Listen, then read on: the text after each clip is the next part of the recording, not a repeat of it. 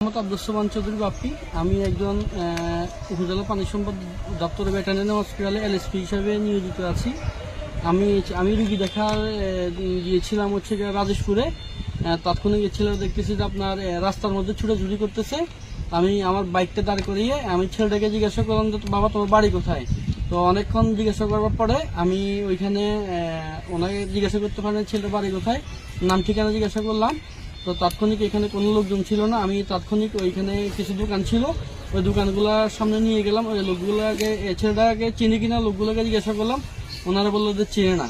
তা আমি একটা সিএনজি নিয়ে ওই ছেলেটাকে বিভিন্ন এলাকায় বিভিন্ন যেখানে দোকানপাট আছে, বিভিন্ন আশ্রয় প্রকল্প আছে, ওইখানে নিয়ে ওই এলাকার মধ্যে আমি মানে ছেলেটার পরিবারের সাথে যোগাযোগ করার চেষ্টা করি।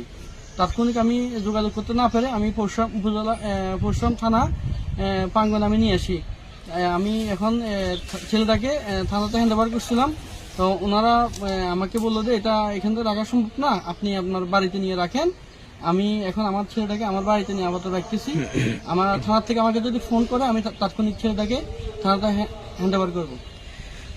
ছেলেটার নাম পরিচয় মানে শিশুটির নাম পরিচয় কিছু দিতে পারতেছে না? না, আমি অনেকক্ষণ ওনাকে জিজ্ঞাসা করছি, ওইখানে অনেক লোকজন জিজ্ঞাসা করছে, ওইখানে উনি কিছু বলতে পারে না।